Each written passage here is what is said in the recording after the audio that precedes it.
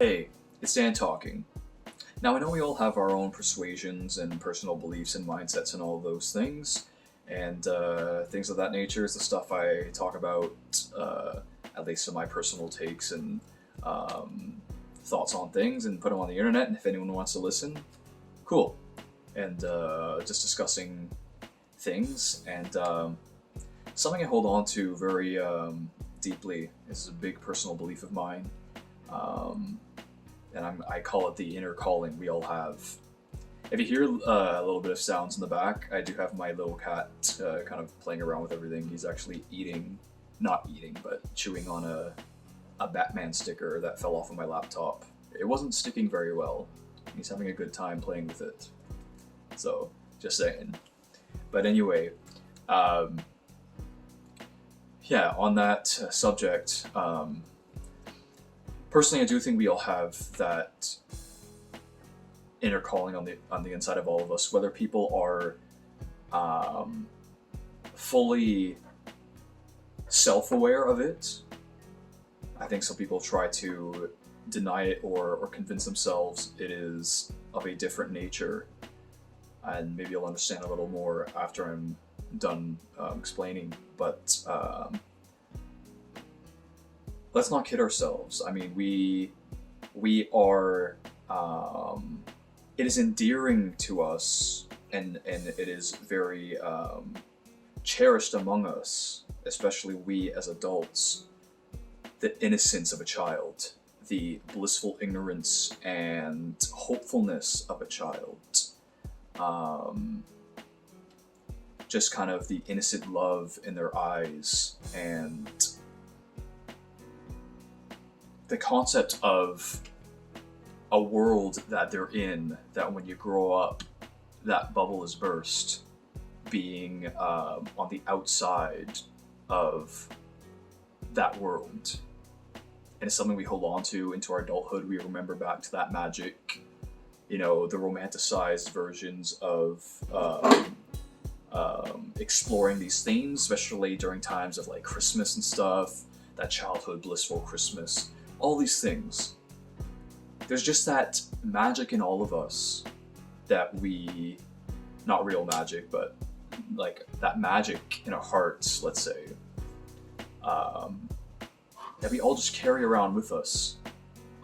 But the thing is like, let's not lie to ourselves. We all carry that hope, at least, into our adulthood, all of us. All of us. Imagine all the people. You got songs like that. Just imagining this blissful, peaceful existence that we all have a longing for. That's why he would talk about him being a believer, an imaginer, and that he's not the only one. I think we all have that, and it's why a song like that touches us. And then, like again, touching on Christmas, they have that, their grown-up Christmas list. I believe that's the name of the song. But a childlike fantasy of what a world can be like. And in a way, if we really rationally think about that, why do we even think about that at all? Once you are grown, you know that as just a completely unreasonable, unrealistic worldview or even wish. It doesn't happen. This is the state of the world. I mean, we can all kind of have that wish, but we know the truth. This is the state of the world. Broken, corrupt, violent, sadistic, prideful, greedy. All these things. Look out your window, figuratively. How prevailing these things are. It is so abundant and abundantly clear. This is the state. And much sorrow does it bring all of us. We sing songs about it. There's some movies about it. It's something we express ourselves. It's something that depresses many people. This is the state of the world. This is the state of the world. This is the world. This is existence. But yet we still have this fantasy of what I like to say what it's supposed to be. And of course, again, people have their own personal beliefs, and by the end of the video, people might have their own persuasions and thoughts on why I bring this up. I don't believe at all that that's an accident. And why these things you hold on to is because there is a small piece of reality and realization of this is not how it was supposed to be. I think that's all the seed we carry inside of us. This is not how it's supposed to be. This is a perversion of life. This is a corruption of existence. Something is wrong. Something is wrong. And I think we all, deep down, and we might convince ourselves where that stems from, but I think we all know something is very wrong. Waiting on the world to change. We're all waiting for that. We're all waiting for that. But it's not going to come. This is the state of the world. But deep down, we all know this is not how it's supposed to go. And let me just say, in my personal belief, that is not a mistake. That is not a mistake. It is a seed of something that is bigger than we are. And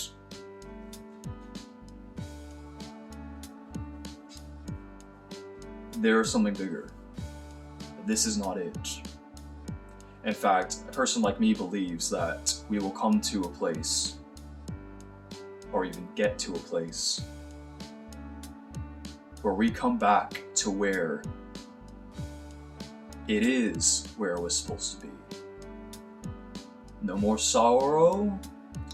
No, let me say that one more time. No more sorrow. No more crying, no more pain. No tears.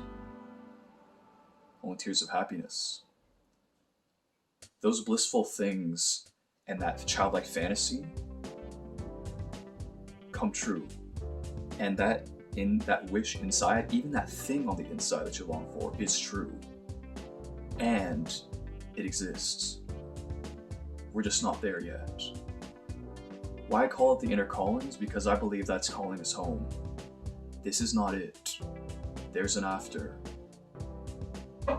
Now, my personal belief is that there's a way to get there. And I'm sorry if it does rub people the wrong way. Not all my videos are meant to be religious in nature. And even this, in some way, in some small way, is not entirely, but I do believe that it is directly a calling, because it is the one who created us calling us home. To come with him to where that fantasy is a reality. Because that little seed is what's given to us. You might have heard the saying that we are all made in God's image, but we have a tiny piece of his nature inside of us, a tiny piece of who he is, in a sense. Now, we're not gods, don't get me wrong. I know there's some weird teachings about that. I'm not talking about that. But we come from a divine being who created an environment and a home for us where that fantasy was real. But something happened where that went wrong.